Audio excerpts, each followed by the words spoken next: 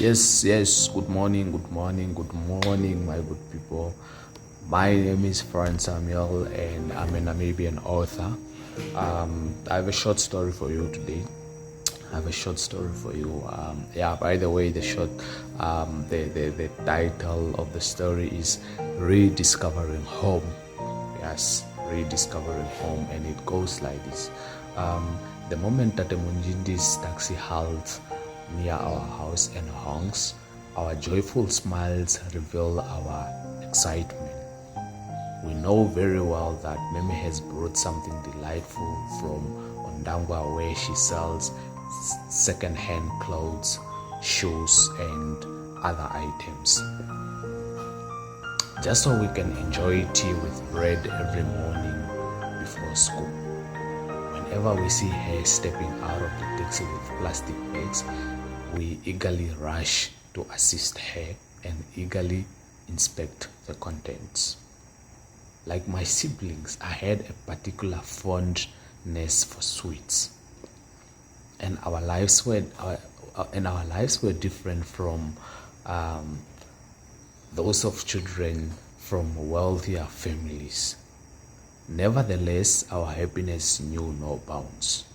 Our mother didn't spend a fortune on our clothes. Sometimes she even sewed them herself. Our meals were simple but satisfying, thanks to our mother's exceptional cooking skills.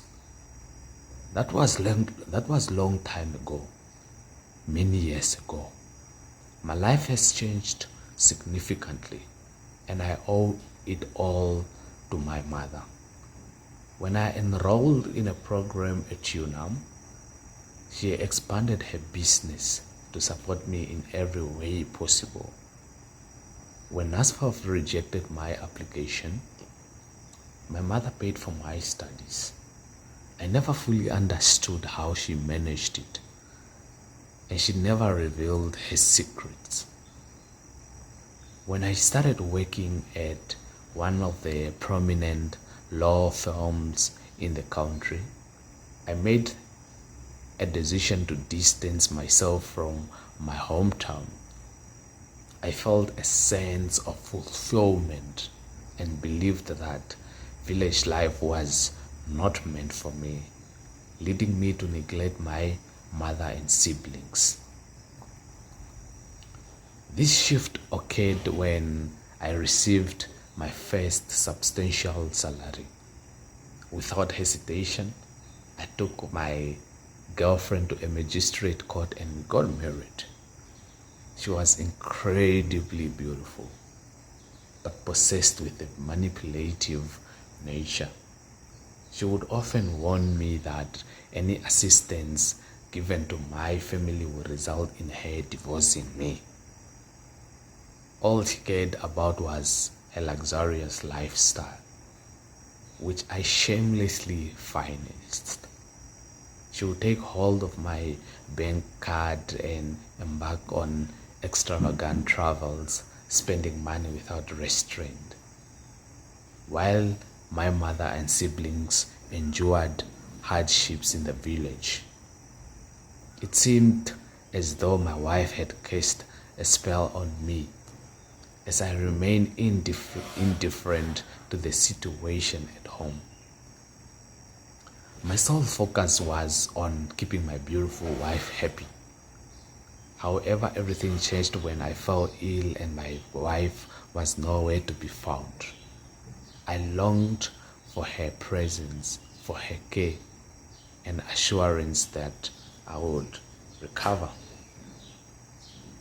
I questioned whether her absence was a result of our lack of formal vows to stand by each other even in the face of adversity. When I reached out to my mother through a text message, she quickly packed her belongings and boarded a bus bound for Windhoek. As she entered the hospital room, I felt a wave of shame washing over me. What could I possibly say to her?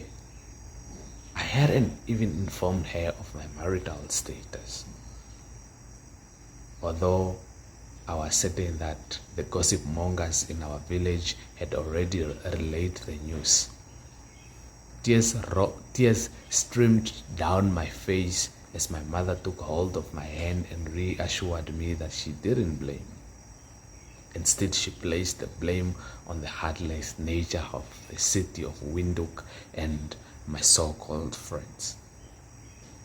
When I finally mustered the courage to disclose my marriage, she laughed and insisted that we rectify this mistake as soon as possible.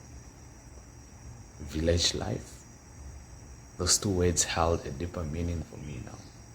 As I lay in that hospital bed, reflecting on the choices I had made and the path I had taken.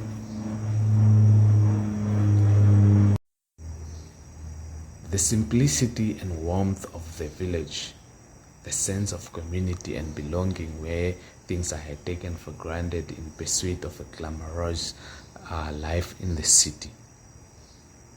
In that moment of vulnerability, I longed for the comfort of familiar faces, the soothing sounds of the village, and the genuine care that flowed through its fields. The laughter of children playing in the dusty roads and the aroma of traditional meals prepared with love and the genuine concern of neighbors who knew each other by name. These were the things I had forsaken, blinded by the allure of material existence.